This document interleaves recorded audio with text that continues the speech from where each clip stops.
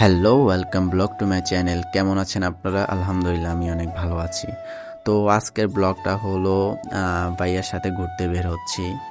তো আমি রেডি হয়ে চলে আসি। আমার আগে ভাইয়া চলে আসে, ভাইয়া বাইক বের করতেছে। তো বাইকের প্যাকেটটা সুন্দর করে গোছায়ে ওইখানে রেখে দিল আর বাইকটাকে বের করতেছে। ভাইয়া বাইকটা স্টার্ট দিয়ে দেয়, এরপর আমরা রওনা দেই ভাইয়ের ভার্সিটির উদ্দেশ্যে। ওইখানে হচ্ছে বিশেষ করে একটা মেলা হচ্ছে মেবি। তো ওই মেলাটার মধ্যে একটু ঘোরাঘুরি করব, তারপরে সন্ধ্যার সময় কিছু খাওয়া দাওয়া করব, এই আর কি। তো ভাইয়া বলতেছি চলো তাহলে আমরা ঘুরে আসি। তো আস্তে আস্তে মিরপুর 11 দিক দিয়ে আমরা আস্তে আস্তে যেতে থাকি। উত্তরার প্রায় কাছাকাছি মিরপুর 12 নম্বরের যে রোডটা, ওই দিক দিয়ে আমরা রওনা দেই। এরপরে এখান থেকে ভাইয়ের ভার্সিটির পাশে এসে প্রায় চলে আসি। তো আসতে এখানে হঠাৎ দেখি অনেক মানুষজন ভিড় হয়ে আছে। তো আমি কাছে গিয়ে বুঝতে পারি যে এখানে ওই যে হিরো আলম নামে একটা লোক এখানে আছে। তো তার সাথে সবাই ছবি তুলতেছে। তো আমরা ওই দিকে লক্ষ্য না দিয়ে আমরা চলে আসি ভার্সিটির দিকে। ভাইয়ের এখানে মেলা হচ্ছে। তো এখান থেকে নেমে দেখি অনেক দোকানপাল আছে, কিন্তু এগুলো ওপেন করে নাই। আজকে নাকি মেলা শেষ, কিন্তু ভাইয়া জানতো না। তারপরও কয়েকটা দোকান খোলা আছে, ভাই এখান থেকে একটা পারফিউম নিয়ে নিল। এরপরে কিছু জিনিসপত্র আপনারা দেখতেছেন, আমি সব যা কয়েকটা দোকান আছে ওগুলো তুলে ধরলাম। এরপরে আমরা রওনা দিই হচ্ছে বউবাজারের দিকে, যেখানে আমরা কিছু খাবার ট্রাই করব। তো এখানে চলে আসি। আমি কিছুক্ষণ হাঁটাহাঁটি করি। তো ভাইয়া নাকি ভাইয়ার ফ্রেন্ডরাও আসবে, তাদের জন্য ভাইয়া একটু ওয়েট করে এখানে দাঁড়াই আছে।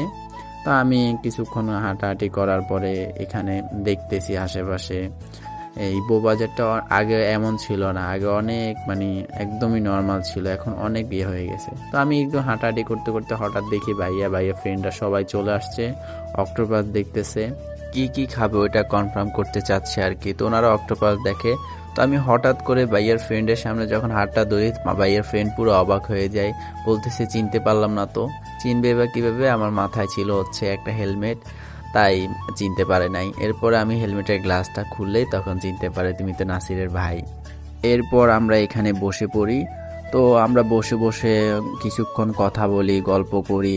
তো এই ফাঁকে ওনারা মেনুটা দিয়ে যায়। তো আমরা কথা বলতেছি আর খাবার কি কি খাবো ওইটা কনফার্ম করতেছি, কে কি খাবে। তো এই ভাইয়া বলতেছে ভাইয়া চিকেন খাবে। প্রথমে তো ভাইয়া কাঁকড়া, অক্টোপাস এগুলা খাইতেই চাচ্ছে না। পরে ভাইয়ার ফ্রেন্ডরা বলে আর কোনো কথাই হবে না, আজকে অক্টোপাস অ্যান্ড কাঁকড়া খাবো। তারপরে আমরা এই অক্টোপাসটা কনফার্ম করি। এরপরে এখানে ভাইয়া বলে কি চিকেন নিয়ে নাও, তো 2টা চিকেনের জন্য বলে দেই।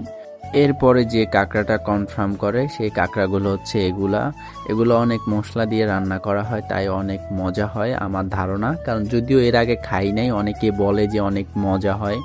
তো আজকে ট্রাই করতেছি, দেখি কেমন হয়। আর সাথে সাথে অক্টোপাসটাও দিয়ে গেল, আমরা অক্টোপাসটা একটু ট্রাই করতেছি, দেখি কেমন মজা হয়।